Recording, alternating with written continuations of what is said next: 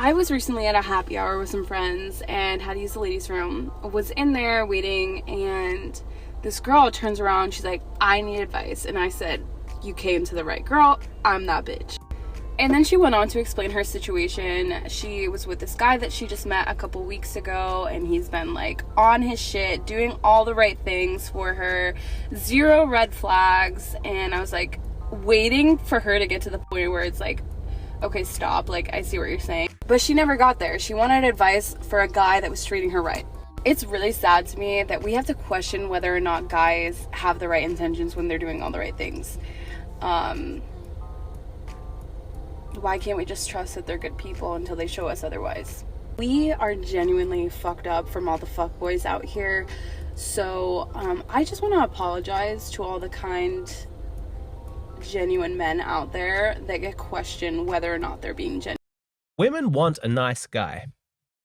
Eventually. In the long term, in her relationship, she wants him to treat her nicely, but that's not how she wants to be treated at the beginning. Nice guy martyrdom is getting out of control. There's too many nice guys out there drowning in their own sense of victimhood. Women are so shallow. Why can't they appreciate a nice guy like me? You know, this is so unfair. No, look, at this stage, it's just a stubborn refusal to actually look at reality. It's actually very self-centered. Now, your nice guy qualities are going to be appreciated at some point in the relationship, but if you're wanting instant approval from the very beginning of the dating phase for all your nice guyness, you're just delusional. Do you know women at all? Should this really be a revelation that the dating phase looks different to the relationship phase? 5 years into a relationship, what does your evening look like? You know, sitting around on the couch, eating leftovers, maybe watching TV. Does that mean that that's what you should be doing in the dating phase because that's ultimately what your life is going to look like? No, it's a completely different stage. Dating is meant to be fun, exciting, a little bit mysterious. You don't show up to a first date as Mr. Domesticated. You show up as Mr. Suave. Most people understand this, that the dating phase and the relationship phase are distinct, and so you do distinct things. So if you understand that, it really shouldn't be that much of a stretch to simply make the connection that while the nice guy part of your personality is appropriate in the relationship stage, it's not appropriate in the dating phase. Obviously, there's a discussion to be had about, you know, how nice is too nice, and if you treat a woman like a simp, even in a long-term relationship, it's not going to work out for you. I've covered that in previous videos. I'll put a link down below for one about why you should never become domesticated as a man. But rest assured, so long as you're not devoid of any masculinity, at some point you can be nice to women inside relationships. In fact, you have to if they're going to stick around. But nice is not the energy that you should be bringing in your first couple of dates. Now, some guys object to this because they feel like it's unfair, like, oh, women are so superficial. I am nice. That's just who I am. Why can't I be authentic to who I truly am and have a woman appreciate me for me? I strongly dispute this objection. It's a false dichotomy. You can be a nice guy later on down the relationship. That doesn't mean that you can't bring out the cockier side of your personality that's appropriate for dating and flirting. The truth about nice guys is that they're acting that way not because they have this highly principled moral stance about authenticity. They're just scared to let their slightly more cocky masculine side of their personality out because they're worried that women are going to reject them, going to laugh at them. They're worried that other men are going to fight them or judge them or something. They're scared, and so they're acting really nice to try and signal to everybody, hey, like, don't worry about me. I'm not a threat. I'm very likable. That doesn't make it authentic. It just shows that they lack courage to actually stand up as a high quality man and take their place in the world. I just don't buy that I'm a nice guy through and through,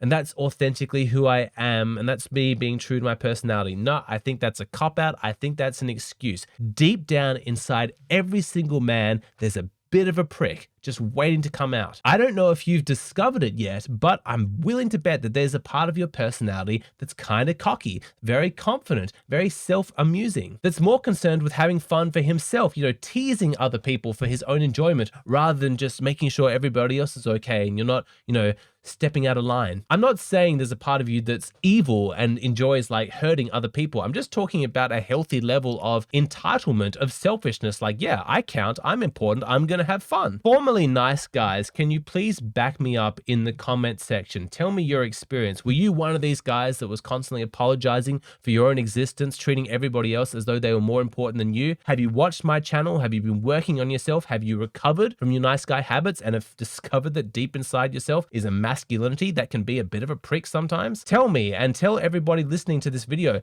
did it work? Did you find that it was more effective in generating attraction from women? And perhaps more importantly, tell us, did it feel inauthentic to access that part of yourself? In a recent Patreon video, we discussed the quote that women would rather you be a dickhead than a pussy. Let that one sink in. If you're holding on to your nice guy habits, at a certain point, you're just stubbornly refusing to learn the game and you're just harming yourself. You're lost in your own martyrdom. You might tell yourself that you're acting that way for the benefit of others, but let me just destroy that virtue signaling nonsense you've got going on inside your brain. The truth of it is that you're being selfish because nobody's benefiting from this nice guy act. You're not actually giving women what they want because they don't want you to be a nice guy. They want you to be a little bit cocky, at least in the dating phase. If you truly were concerned about what women wanted and you wanted to do something nice for them, then you'd tap into your masculinity. You'd give them that raw masculine experience of a confident, flirtatious man that they're actually craving. And contrary to the nice guy propaganda out there, the reason why women like men who are a bit confident, a bit cocky, a bit of a prick is not because they're superficial, shallow beings. It's because they live in a world that's quite frankly a little bit dangerous to them. Men have difficulty understanding this. It's a matter of empathy, understanding that someone's having a different experience of the world that you are.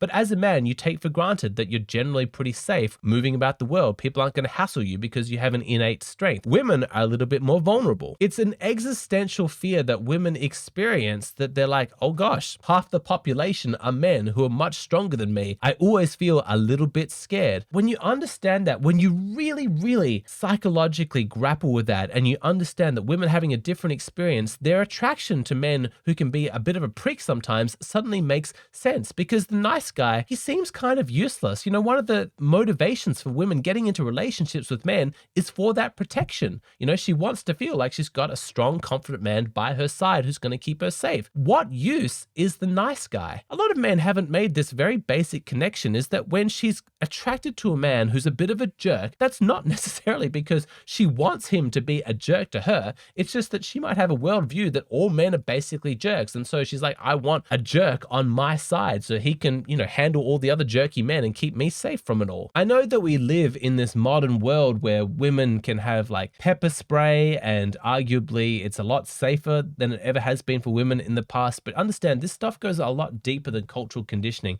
We're talking about deeply rooted biological instincts. Even if a woman objectively, because of her cultural circumstances, does not need protection, she doesn't need a man to make her feel safe, that's still what's going to be driving her sexual attraction because it's imprinted in her biology. So when you see some woman dating like a total thug life meathead kind of guy, understand from her perspective, she's trying to make herself safer by dating that guy. Now the nice guy's like, but wouldn't it be more dangerous to be with him? She's not thinking that all of his wrath is going to be turned on her. He's thinking that that man's capacity to be dangerous is going to be used in her protection. When you boil it down, this is an essential basic ingredient for all women's sexual attraction. Is this man strong? Is he tough? Is he masculine? Is he a little bit dangerous? If that ingredient is missing, then you've got nothing. Now, how do you reconcile this with the fact that so many women say, I want a nice guy? Are they ignorant? Are they lying? No, they're not lying. They do want a nice guy, but they don't want his niceness to be all that he is. She wants a man who's tough and dangerous, but can also be nice, specifically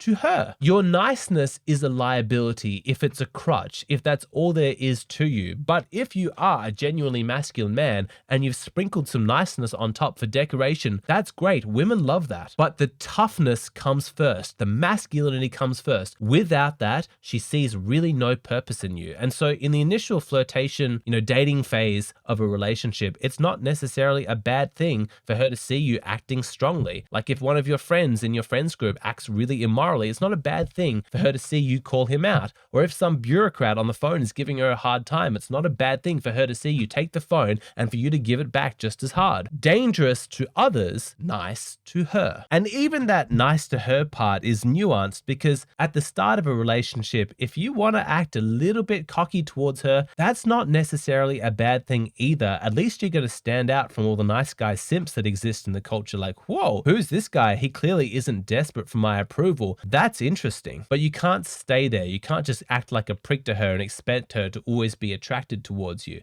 Yes, you've succeeded in getting yourself noticed, but that's not necessarily going to inspire long-term loyalty. Deep down, a lot of women have a fantasy of taming the wild man. That's the basic theme of all these romance novels that are so popular with women, is they find some villain, some scoundrel, some man who's just completely wild, and then with the power of her femininity, she turns him into a much safer creature. Still, strong and masculine, but on her side. It's her womanhood that civilizes him and tames him. Women live for that fantasy. That's why I'm giving the advice that I am. Like, listening to this video, if you're just hating everything I'm saying, you're like, Alexander, you don't understand. I'm a nice person. I'm a nice guy. I want to treat people nicely. Okay, I hear you. And you can. That's probably going to be the majority of your relationship experience. I'm just saying you're sabotaging yourself if you lead with that. Please, for your own sake, in the flirtation phase, in the dating phase, be a little bit cocky, be a little bit of a prick, and then let her have the experience of changing you.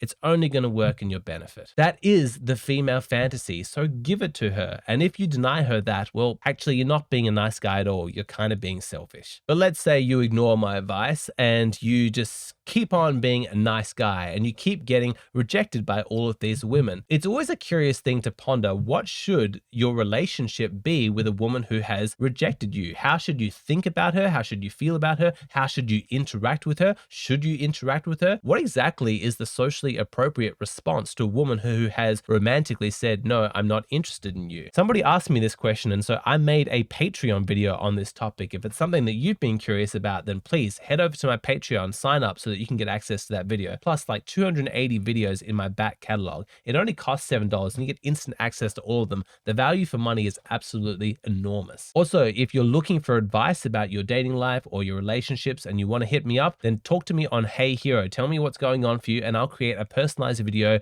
just for you. And lastly, if you're curious to know how all of this theory that I talk about in my videos actually applies in real life, check out my paid course 100 Sides of Women, because that features real stories, real conflict, real situations where we apply all of my theories and philosophy and science to real life situations. You're tested. There's 100 questions where you get to give your best answers as to what's motivating this person and what this person should have done. And then I give you the answers. It's 6.5 hours of video footage. The value for money is incredible. The reviews are so positive. Everyone who's done the course says it's one of the best things they've ever done. There's even a free trial. You can watch one of the videos and do one of the tests for absolute free. There's no risk. Click on the link in the description box below to see how it all works.